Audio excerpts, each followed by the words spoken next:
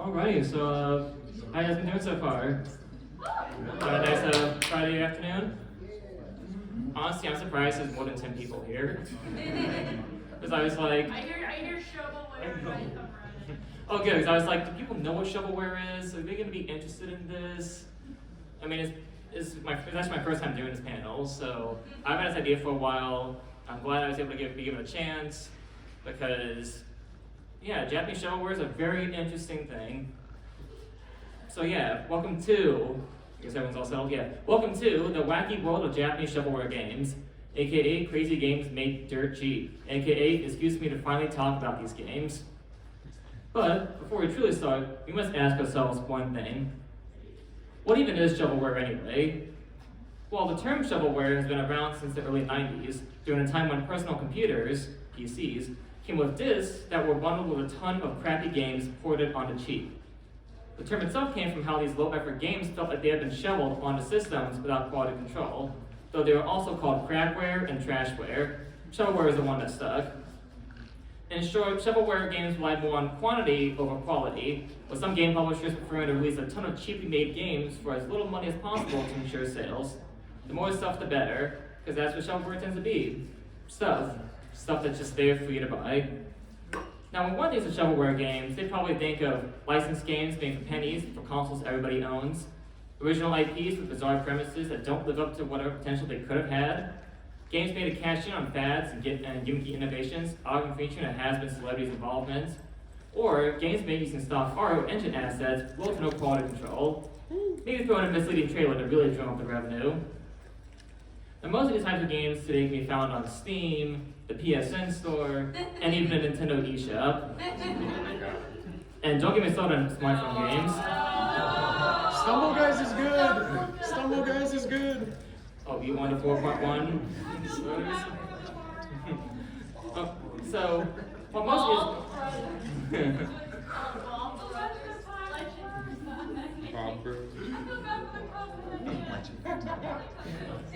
So, while most of these games are made by Western studios, not even Japan was safe from these games.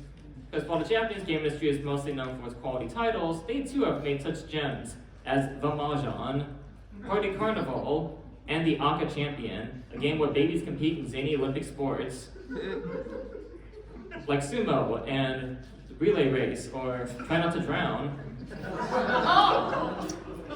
So here's the thing. When Japan puts out shovelware, they do it with style, a cut above the rest, as they say. But a majority of these games can be traced back to one specific company, D3.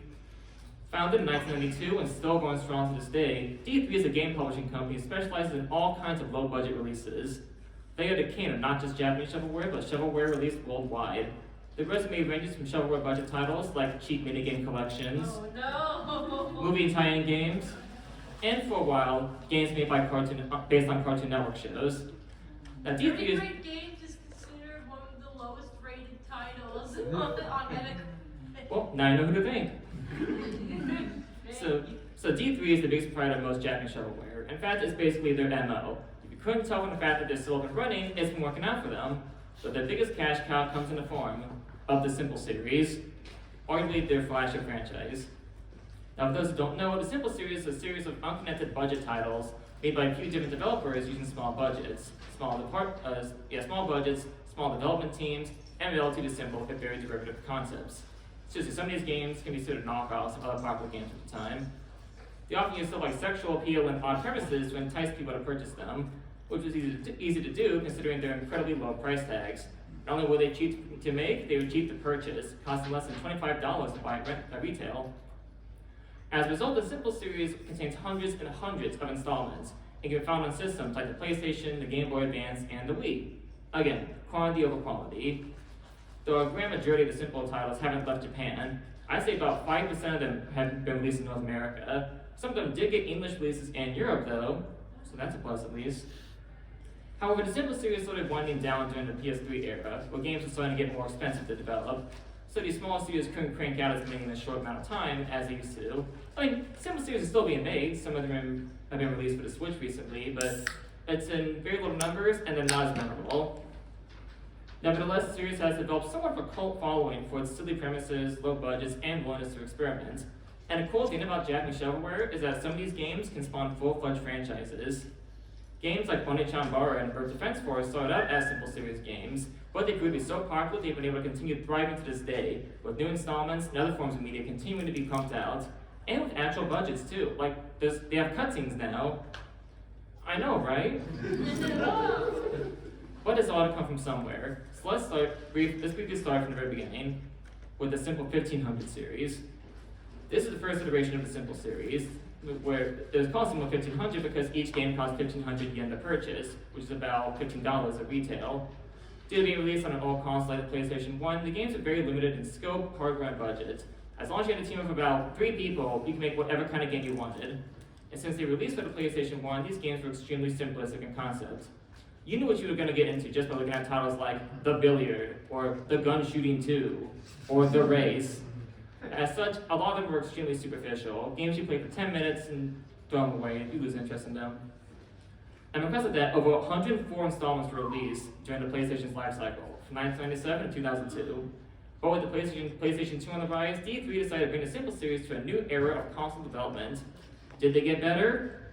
No, silly. And that's how we got the Simple 2000 series, where things got a whole lot wackier. These new games, now costing 2,000 yen, aka $20, had slightly bigger budgets and were working with improved hardware, which meant more opportunities for developers to make whatever kind of game they wanted, even if they didn't have the resources or talent for it. Simple 2000 spanned for over 122 installments, not counting subdivisions or spin-offs, which there was a surprising amount of them. Like, the biggest thing here is that, let's say, if you and several other studios need to release a lot of games within a few years, you're going to make whatever thing comes to mind. You're going to have to come up with an idea for a game that will get made, no matter how weird the premise is, because your bosses want to put out more stuff in a short amount of time. Time is money, or yen in this case, and you better start thinking. And that's why the Simple 2000 series will be the main subject of the panel, because a lot of Japan's crazy shovelware titles come from this very series. But before we start, I want to say a few things first. When it comes to the games we're about to witness, I want y'all to expect 1. 0 production values. Because when I say cheap, I mean cheap. 2. Simple storytelling, meaning lack of serious cutscenes, animations, or a thorough narrative that isn't comprised of still images. Those who try to tell a story often end up failing spectacularly, and we're going to see one of those that did try and fail. And 3. Game design that ranges from experimental to just plain weird. After all, low budgets and having to put out something, anything, meant the ability to take risks. But there's a reason why no other game has attempted to replicate any of these titles. And lastly, 4, no F's given. These games are made the way the designers intended, and they did not care about your feelings or opinions about them. So without further ado, let's start with our first title, one of the most infamous of the bunch, Demolition Girl. Oh no. Or as it's called in Japan, the Daibijin, which translates to the Giant Beauty. Volume 50 of the Simple 2000 series, and built by Tamsoft, who primarily focused on fan service fighting games like Senran Kagura and the Ikkicon games. Plus, they did a whole bunch of Simple 2000 titles, like the One-Chan Bar series. The game stars D3's mascot, Riho Futaba, a fictional bikini model who can be considered the face of the Simple series. Like, she's in quite a number of games, wearing the exact same bikini each and every single appearance. The premise: Riho, while on vacation, becomes a giant after encountering an alien jellyfish. As she terrorizes the Okinawa island, it's up to the Japanese National Guard to get her back to normal and put a stop to the aliens. It's an inspired plot, to say the least. Oh no. Can I just say real quick, the Japanese version is with an animated intro cutscene setting the premise, whereas the English version instead has this.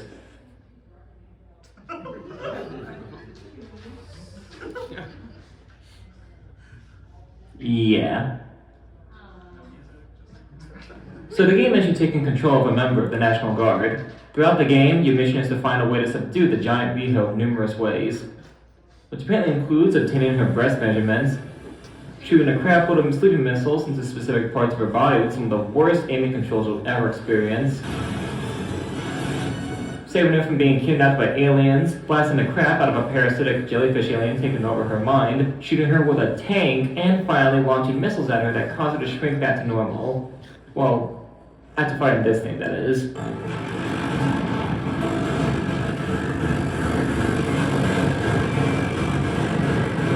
but the day is saved, and Riho goes back to being a regular pinup girl.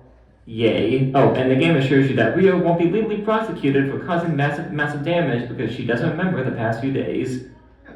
In case you were wondering. Anyways, moving on to our next game. Maze Action.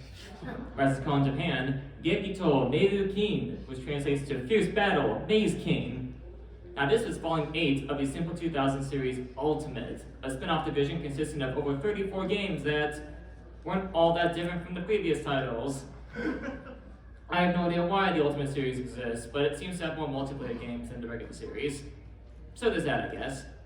Now this game was actually developed by D3 themselves, which didn't happen much. You'll soon see why.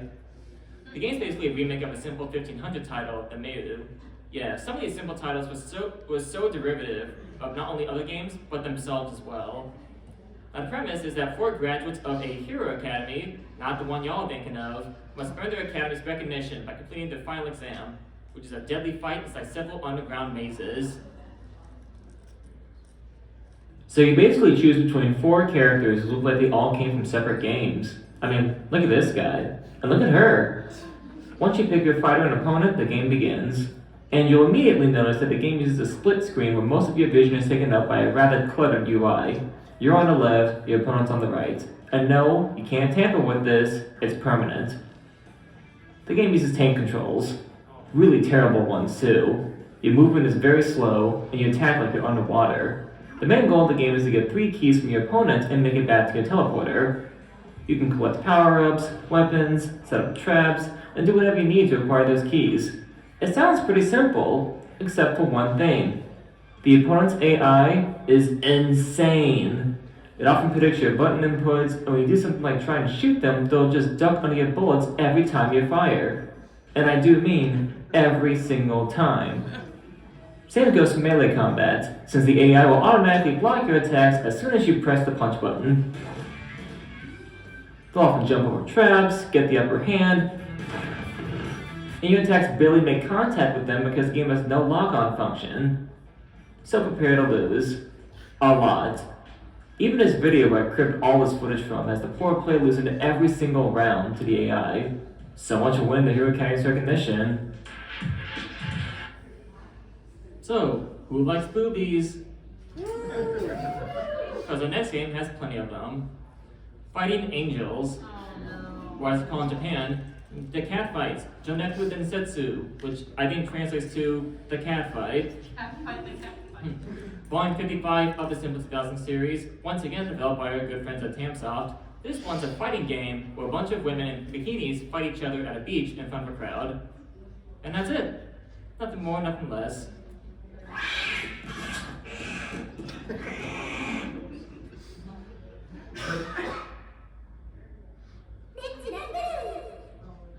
If you've ever played a 3-room 3D fighting game, this one should be pretty simple to understand.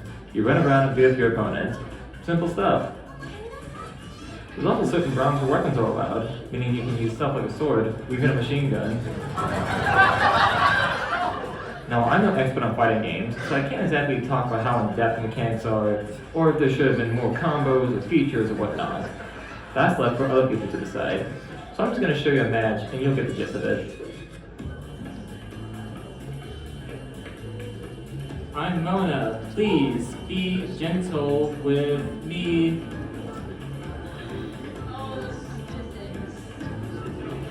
I'm Erica, the charisma race queen, whatever that means.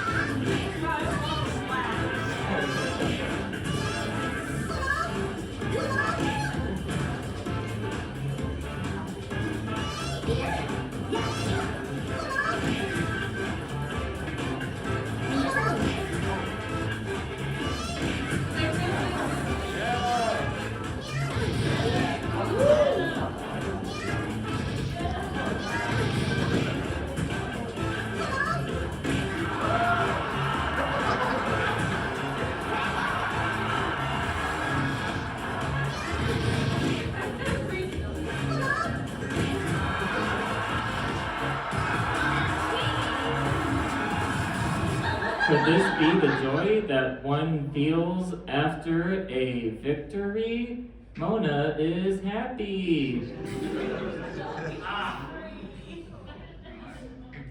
Who's up for some survival horror? Because next is the overwhelming hell. Or as it's called in Japan, the Taiyo Jigoku, which is a direct translation of the English title.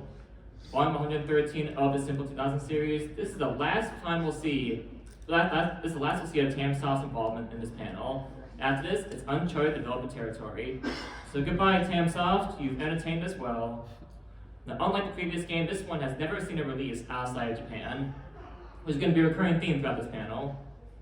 The plot focuses on the high school girl Erica, who, while looking for a missing cell phone at her high school during nighttime, encounters a talking white rabbit who has her phone. While chasing him, Erica winds up entering a portal to a hellish dimension, which is full of all kinds of creepy crawlies. Seriously, I hope none of y'all are afraid of bugs or other small creatures.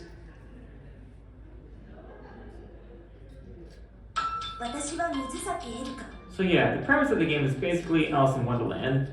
The young girl walks around, chases after a white rabbit in a suit, and then goes into a portal to a nightmare realm full of the worst fears. Just like Lewis Carroll envisioned.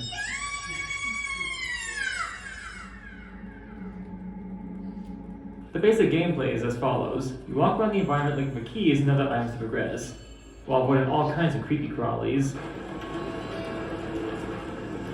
Swarms of insects and other critters are waiting to gain up on you at a moment's notice, so you need to sneak past them.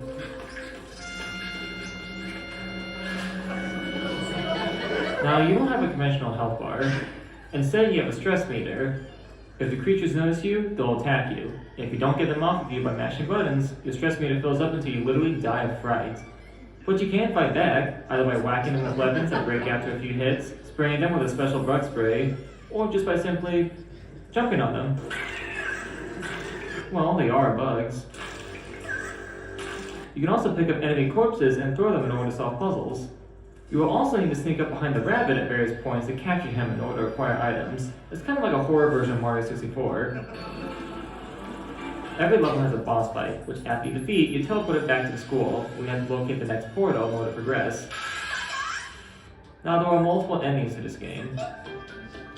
To get them depends on how many of the rabbit's letters you collect and how many enemies you've thrown. It's pretty random, but I guess that's how it goes in hell.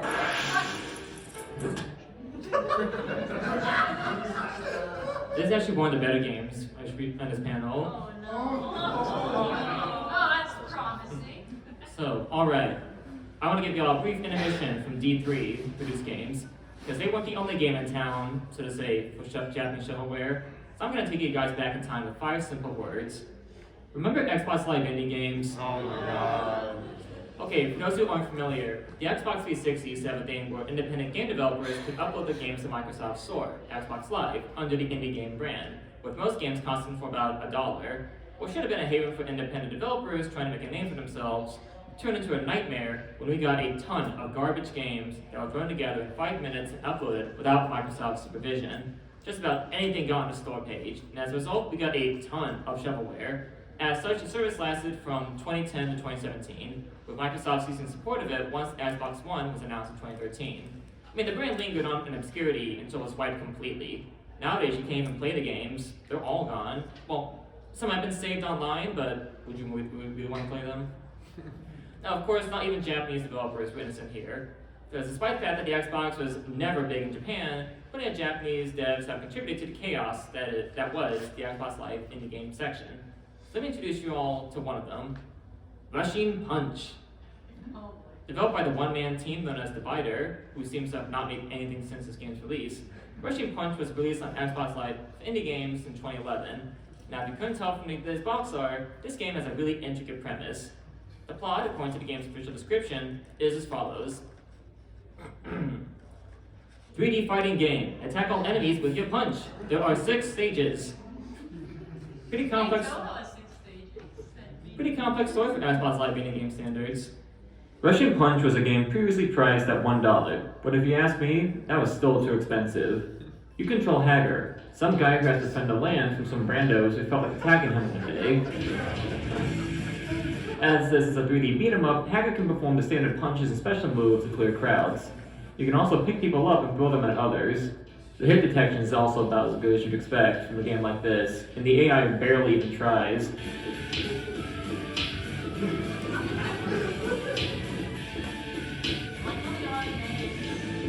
The entire game is an enemy rush. We have to defeat everybody and move on to the next level. We will then be repeating the exact same stuff each and every single time. But once you get further into the level, you're suddenly battling skeletons! Ooh! Why are they fleshy? Either way, you need to stop these skeletons from fighting by, you guessed it, beating the crap out of them.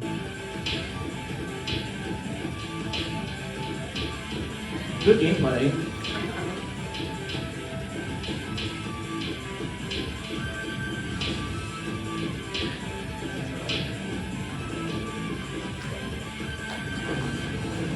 And your reward for beating the game? Well, get ready to have your minds blown.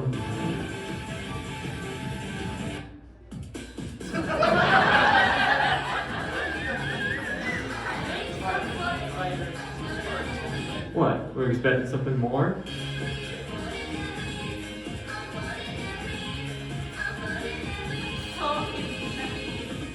Thanks for playing. No, thank you, Divider, for making this game. Also, thank you people who did sound and fonts, whoever they may be. Anyway, that was fun. Now back to D3 Games, with our next title, The Mini Skirt Police. Oh. Or as it's called in Japan, The Mini Bijou Ikkicon, which is volume 88 out of the Simple 2000 series. Developed by Daft, a studio who made Japanese licensed games like Super Back to the Future 2, the game's about policewoman Momo Samejima, who must track down a dwarf Yakuza boss who is in the process of releasing a deadly drug known as heroin. Like the overwhelming hell, this game also never left the East. And you can see why. 驚異のスピードで蔓延したピロジン、今も多くの犠牲者を生み出している。 Yeah, let's skip this. It goes on for so long. The basic gist of the game is this. You roam around numerous areas tailing this guy while beating up his cronies. The gameplay, which is apparently modeled after Rockstar's Manhunt, is more of a stealth game with combat straight from a janky beat 'em up. You sneak up on enemies from behind and, rather than having a more conventional stealth takedown move, you charge up and attack and unleash it on unsuspecting opponents. It's a bit much, to say the least. But even then, that's the least of the game's problems. Because when you actually have to get up close to fight an enemy, holy crap. Combat is a mess. Enemies take a ridiculous amount of hits, your attacks do very little damage and can be interrupted, and enemies can combo you because the game's clunky mechanics making it hard to actually hit them. You do have guns and grenades, but they're very limited, making them better for crowd control when you have too many guys surrounding you. Now the game's difficulty could be a way to encourage sneaking up behind enemies to get a drop on them. After all, there are plenty of points in the game where stealth is all but mandatory, but it could also be a way to show off the game's main selling point.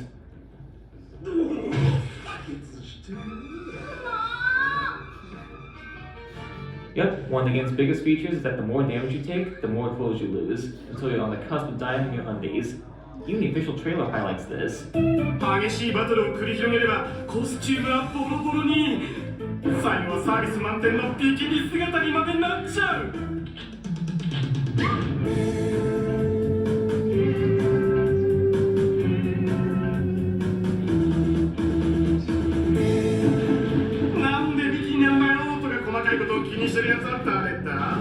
The game's boss fights, though, are insane. The first one is this big gimp guy who you defeat by sneaking up behind him and kicking him in the crowd a bunch of times. The second one is this gimp woman who you have to defeat by luring her into grenades.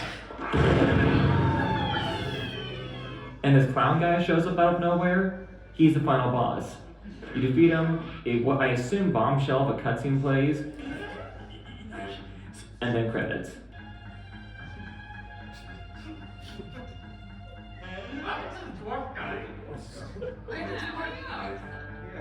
Though this all starts making more sense once you know who made this game. I want you to guess what the game's lead designer made prior to this. Just take a wild, random, crazy guess. Give up?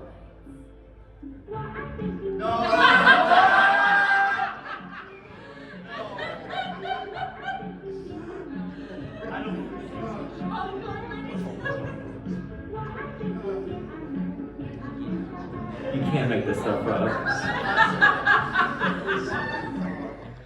So, for those who don't know, that game is Hong Kong 97, an infamously bad game made by Yoshihisa Kurosawa, who is also the lead designer on Miniskirt Police. He's one of 5 people to have worked on Miniskirt Police, alongside a programmer who is friends with, who also worked on Hong Kong 97. So Miniskirt Police is made by the 2 people who worked on Hong Kong 97, and this is the first retail game, the first game you can actually buy. Alright, that was something a bit more chest. Battle Bomb Pui Pui, aka the Tyson Bakudan Pui Pui. This game is the 17th installment in the Simple 2000 Ultimate Series, which, again, didn't really mean much. Developed by Flat Out Games, a company who hasn't done anything of note other than a one-piece fighting game for the PS2. The game has also never seen a Western release. Premise of the game is as such. In the year 2000 XX, because that's the year, a supercomputer gets the idea to gather up a bunch of random people to have them compete inside of a virtual tournament, where they must throw bombs at each other. Ever played Bomberman? Well, think of this game as that, but quote-unquote photorealistic. After you get a description of the game's entire plot, you can choose between several different characters. Once you pick your favorite, you drop into the game. In single player, it's you versus the AI, where you have to defeat a specific number of your opponents to win. And to accomplish that task requires gathering up a crap load of bombs, or sometimes becoming one. Can't be too picky. The bombs have a timer that count down once they're in use, so you need to chuck them or roll them like a bowling ball before the countdown reaches 0. Depending on the time rate, you can also pick up thrown bombs and toss them back at your opponents. And if you get hit while carrying a whole lot of bombs, well, expect some fireworks. Power-ups exist that can either help or hinder your playstyle. Some help you move faster and give you invincibility, while others knock you out for 20 seconds unless you mash buttons, or create barriers that slow down time. There are also plenty of bomb types to collect. There's the football bomb that bounces around all over the place upon being thrown, mines that like timers so you can throw them whenever you want, and question mark bombs that give you a random type of bomb, usually an ordinary bomb. So yeah, it's not perfect, but it's still a better Bomberman game than Act Zero. Got him. So, continuing with the theme of absurd premises, we have the maid uniform and machine gun, or as it's called in Japan, the maid Rofuku to Kikanju, which is volume 105 of the Simple 2000 series. Developed by Ridian, who are primarily known for JRPGs like the Mercenary Saga games. This is yet another game stuck in Japan, but unlike the previous few games, this one actually has an English fan translation that was released last year. But would you ever want to play it? Well, let me go briefly over the plot. It's basically Terminator 2 meets Mahoramatic. Well, to go a bit more into detail, the plot is basically about these 2 bad guys, Combat Butler Master Gerald and Battlemate Android Laura, who travel back in time to kill the younger version of the scientist guy because they're bad guys. It's what they do. So the scientist, whose face we never see for some reason, makes his own robot android waifu, Yuki, to go back in time to protect his younger self. Yuki, despite being awakened a few seconds ago, knows the basics of gun and sword play, and will use her abilities to protect her young master. It's a very basic anime plot that you haven't already seen before. Don't expect any serious twists or turns, it's relatively straightforward.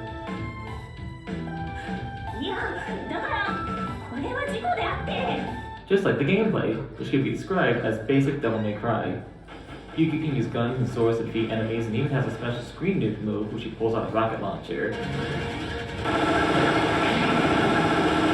Combos exist and require precise timing to achieve. You're ranked after every level, but oddly, your rank decreases the more you use your guns. Despite that, you want to rack up good ranks in order to get bigger and better guns, which you can then upgrade. The game also attempts variety. Sometimes you're planted in situations where you need to fend off faraway targets, or you're speeding along the highway gunning down everybody in your way. You're still shooting things, but it's at least trying to be different. Overall, the gameplay is best described as baby's first action game, where you can play it fine, but there's obviously better action games out there. So shout out to Ridian for giving a special thanks to a frickin' porn company. It's good to know they have nice taste. Yes, the game does credit Idea Pocket, which is a porn production company. So, who likes robots? Who likes sumo wrestling? Well, I give you guys a I gotta get the title right. The Robot Sukuruze Gekito Robot Fight, which translates to Let's Make a Robot, Intermediate Robot Fight. Intermediate. My expert. Volume 104 of the Symbol 2000 series. The game was developed by Hune X, who made primarily visual novels and dating sims for women. They've also done several other games in the Symbol 2000 series, and they're still around to this day. Like a lot of their games, this one never left Japan. The plot, from what I can tell, is that it's about high school teens who hold an after-school club where they build tiny toy robots and have them duke it out with each other. Meanwhile, a whole bunch of high school drama ensues. And I do mean a lot. But first, this intro. And yes, that time code is built into the game.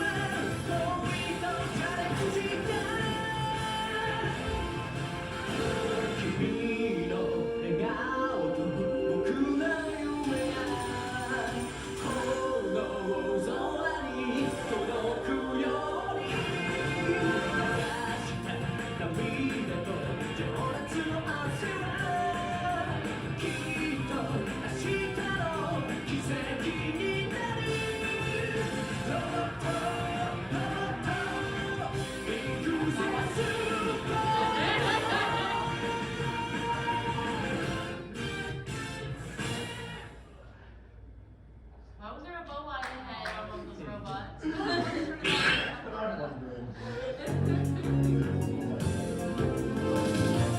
What happens when a company known for making dating sims and visual novels is tasked to make their own low-budget fighting game? Well, you get a surprisingly in-depth game with a story mode that could rival BlazBlue for cutscene to gameplay ratio. Seriously, it can take 20 minutes just to get from one fight to the next. It's like you defeat an opponent, cutscene plays, and yeesh, I just want to get back to the gameplay, leave me alone. I say this because the gameplay is actually quite interesting, since it all boils down to being toy robot sumo. Now, while there was already a simple 1500 game that literally was just sumo wrestling, this is the Simple 2000 series we're talking about. They went further beyond. So this is how it works. You pit against your opponent, where you have to either whittle their health down or toss them out of the ring. The controls are kind of like Tekken in that you can sidestep into the background, but it's a bit more awkward and stilted. Though it makes sense since, well, you're robots. And the AI in your opponent?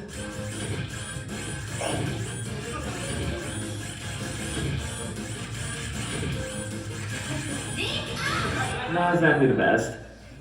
Now you can customize your fighters in between matches with parts you acquire, giving your robots different limbs and skills to better match your playstyle. Honestly, not bad for a game about high school drama and toy robots shoving each other off tables. Alright, we're down to our final game of the showcase. And boy, I say the doozy. I give you the Sniper 2, whose name in Japanese is the Sniper 2. This is volume 16 of the Symbol 2000 series, and developed by the ironically named Best Media, who make primarily simple series games and one original visual novel. Sniper 2 is, as you can guess, a sequel to The Sniper, which is a simple 1500 title from 2001, which has yet to be given an English release or translation. Don't ask me why D3 chose The Sniper 2 to get the English localization treatment. But while the previous game's limitations were a part of its charm, given it was for a console with limited hardware, this one, though, no. The plot involves former fireman and mob sniper Harry Spencer, antagonist from the previous games, going on the run from criminals alongside his girlfriend CA.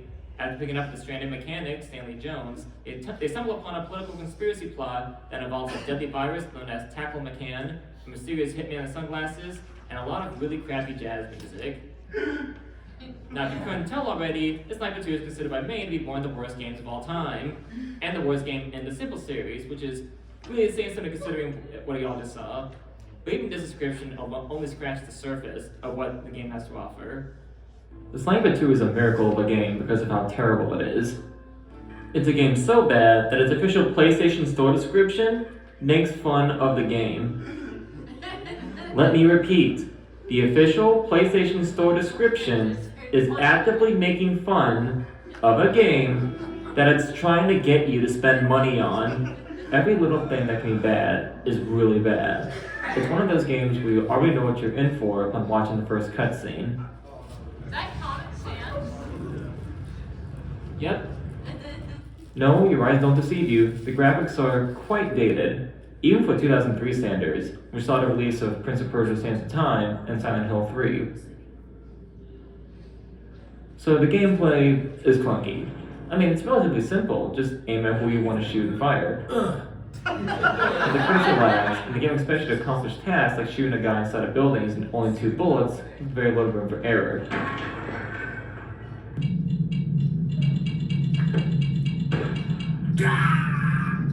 And it won't take you a while, since the game expects you to know who or what you're aiming at. Find the person you have to shoot. You're given pictures of your targets, though because the graphics are so simple, it's hard to differentiate who your target is. You're ranked after every mission, and these are actually detrimental to the story's progression, because certain rankings will take you down a different path and affect the ending. Get a low rank, you're going down the normal route. Get a high rank, and you're on your way to a new stage in the good ending. Though don't get your hopes up, the game's still very linear. You're always destined to end up at the same final level every time.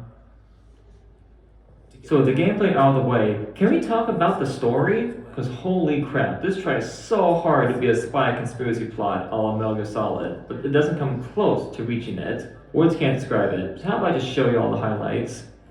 Not someone's day, is it? Sorry, kid. Why didn't you stop and help him? We're on the run, remember? We can't afford to stand out, take risks. So we just leave him stranded in the middle of the desert? I don't get the feeling that many cars come this way, and even if another one does, it'll probably just drive right past as well.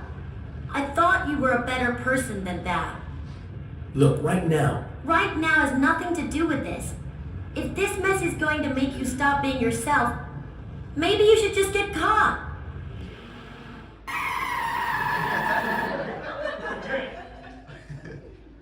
You're right, CA. I have had my revenge. I don't have to live like that anymore, to be on edge all the time. Jim, where did he? Seems they don't call you Thunderbolt for nothing. That's the first time I've ever missed a vital point. Wow, Here he's thanks. voiced by Jim I'm from safe. Xenoblade 2. Name's Stanley Jones. I'm a precision engineer for Aquarium Electronics. An engineer? I would have thought an engineer could handle a little car trouble. Yeah, me too, but that hook of scrap is far beyond even my skills. You know them doctors that get sick because they don't look after themselves? Now I know how they feel. I'm Harry Spencer, former firefighter. I'm Claire Anderson, but people normally call me CA.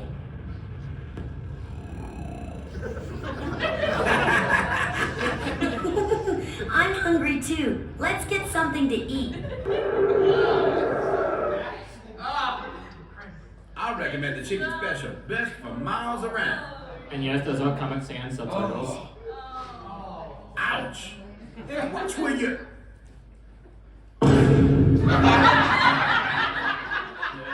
I'm very sorry. Ooh, scary guy. What's next, Harry? Harry? What's up? Huh? Oh, that guy. The one Stanley bumped into back there. Oh, him. He was a little scary. You know who he is? No. But he smells the same.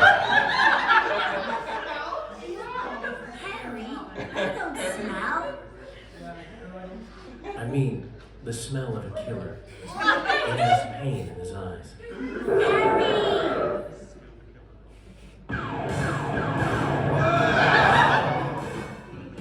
What? Just stay where you are. Damn! How did they find me? You certainly give a warm reception anyway. I'm just so happy to see you. Don't call me boss. Come on, it kind of sounds cool, okay?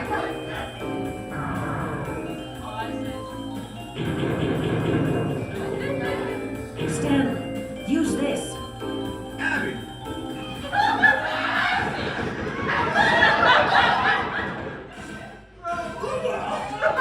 CA! Harry!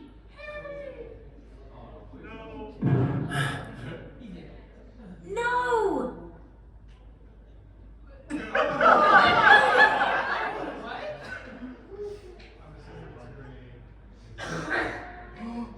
hey, it's that guy again. CA!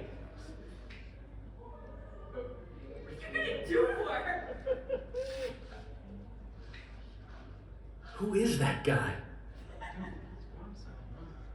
Damn. Damn. Don't sound too heartbroken over The girl called Abby at the diner was an investigator for the CIA. She was working undercover in order to catch one Gabriel Armitage. Coincidentally, as well as being an assassin of renowned skill in the underworld, this Gabriel is also the mysterious man who just carried CA off. So whilst I thought those mafia thugs were gunning for me, seems they were actually cleaners dispatched by the family to take out Gabriel. One more thing. That gas we just breathed in is a nasty little biological weapon called tachomecan, developed in secret somewhere in America. Within 10 days of exposure, victims fall ill and then suffer rapid physiological breakdown. So in exchange for getting CA's location from Abby, we're going to be giving her a hand retrieving this bioweapon. You've done well to get this far. What are you doing here? I've had a change of heart. Quick! Give us the antidote! Now! Well, tell us where you're hiding it. I see. So that's the liquor she fed you. I don't have it.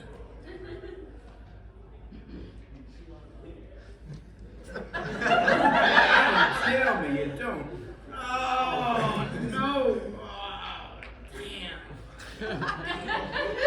What's our fate, just to die?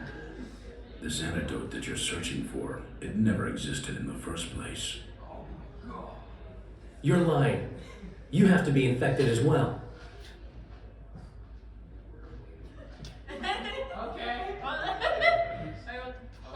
CA!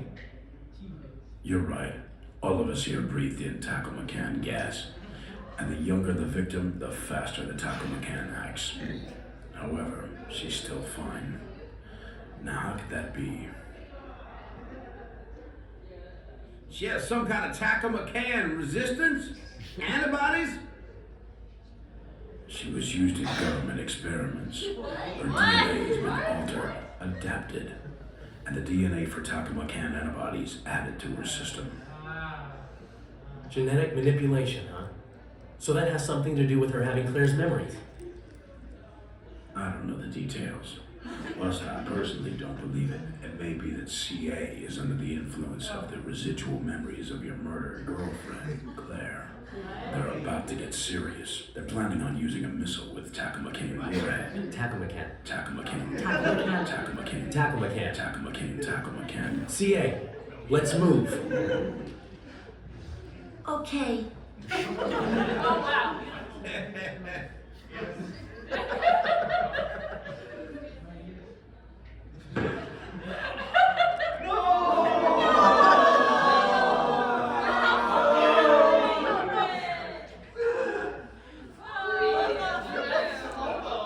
Stanley!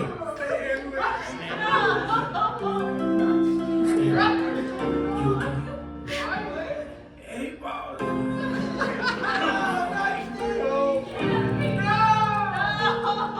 Don't talk. Save yourself. I won't need my strength. This music's real.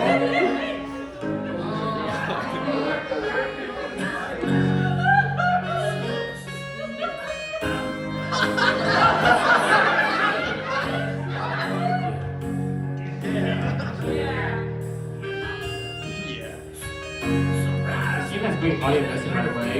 Figured it out. You said you hit a gun, so you're a pretty good shot. You know, hacking and security systems. More than a mere engineer would know. Also, the way it appeared like that, the timing was just too perfect.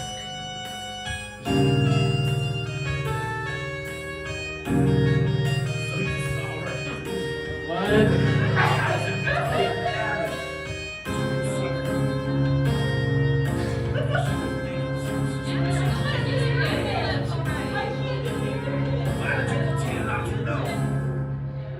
Guess I was guided by fate.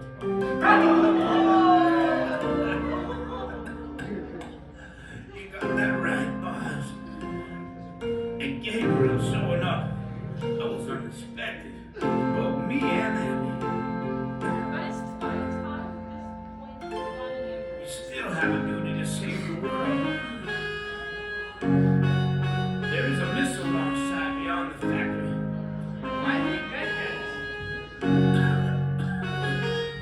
Please, stop us. I promise.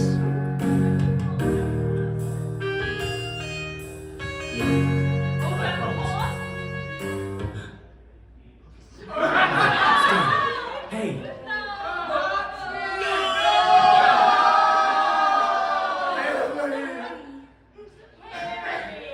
I failed. Failed to protect someone. Again. Harry. They're going to pay for this. Alright, final boss of the normal path.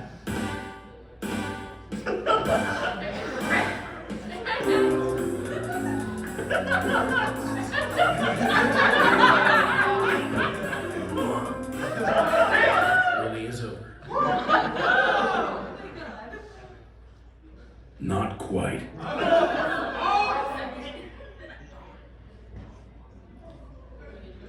Hey, where are you going?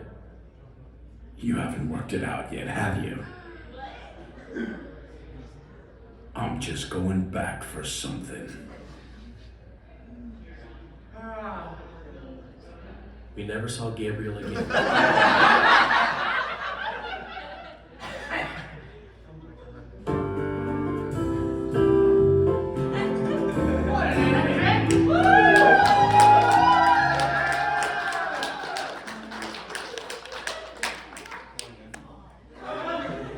So, in conclusion, Japanese shovelware is a bit more unique than Western ones, often feeling like misguided indie games and blatant cash cows that rely on brand recognition. Nonetheless, despite a great majority of the titles we've covered being released during the 2000s, there will always be shovelware titles released every year. It's a money-generating business practice that shows no signs of stopping. Because no matter how advanced modern Japanese games feel, there will always be shovelware budget titles that can be found in the cracks of the Japanese game industry. However, that's not the end of the story. I spent the last hour showing you how smaller budget games are often a bad thing, how wacky concepts are used as crutches for very basic gameplay.